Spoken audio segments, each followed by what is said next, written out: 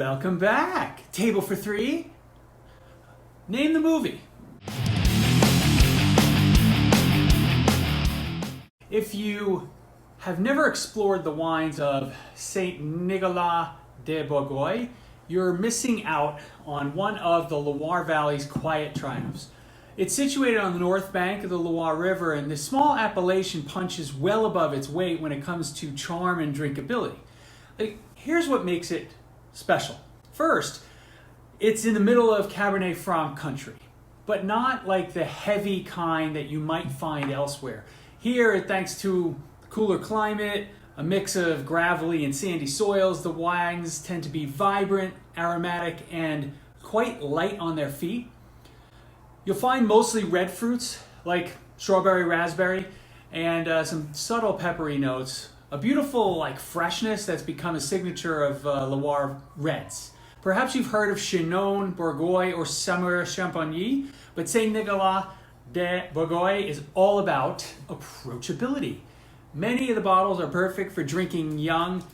You can even chill them, and they pair beautifully from everything from charcuterie to a roast chicken. But don't be fooled, right? The region's best producers also can make wines with real depth, and they can age for a bit.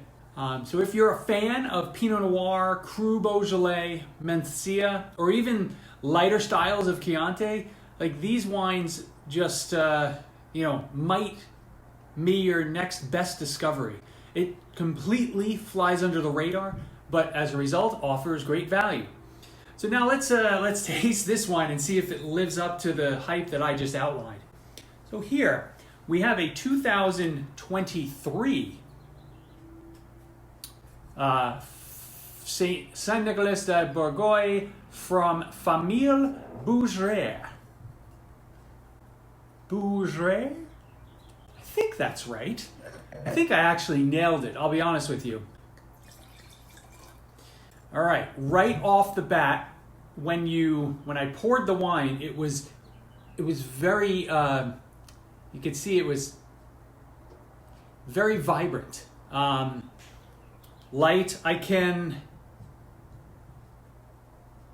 more or less see my fingers through the liquid, so that kind of is sort of something you look for in Pinot Noir or some of those other light wines that I mentioned earlier.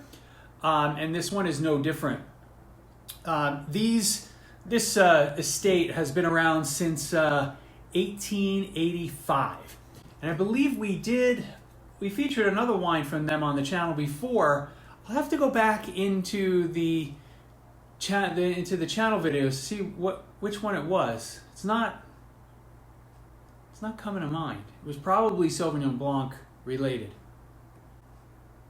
Okay, right off the bat, this has a lot of red fruit. I almost get so I mentioned a slight peppery note. Sometimes it's like a very, very green bell pepper, but this is almost more. This is more like a jalapeno pepper type note. The fruits are more in the red cherry family as opposed to strawberry and raspberry.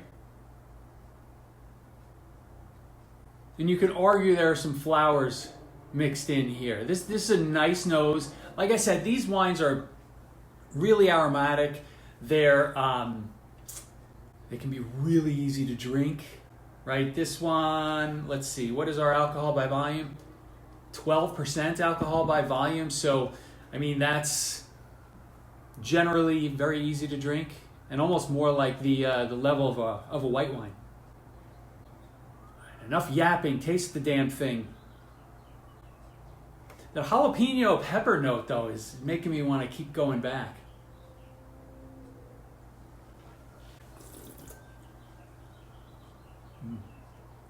Right on I look confused, right?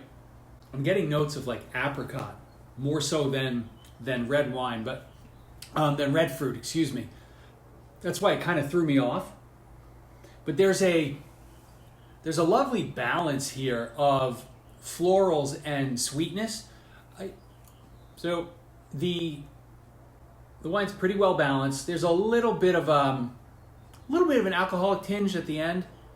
It'll probably blow off. I literally just opened this 20 minutes ago. So if I came back to this in another hour, hello Monty. Monty is the official French wine cat. I don't know if you know this. Hopefully it doesn't knock over the tripod.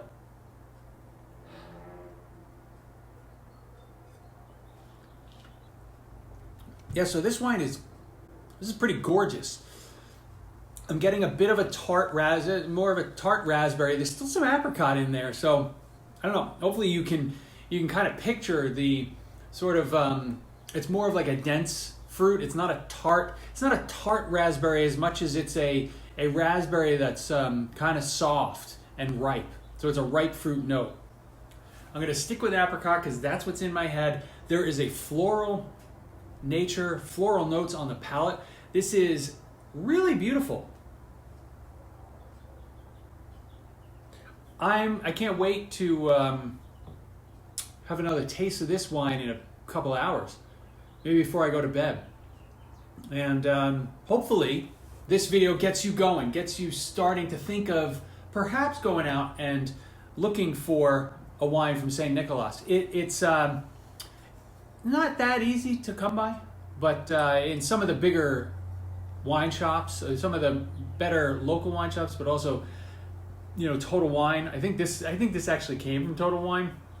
You can find these wines, and if you're, like I said, tired of drinking the same Pinot Noir all the time, add some Loire Valley Cabernet Franc into the mix, and I will see you guys soon. Thanks for joining.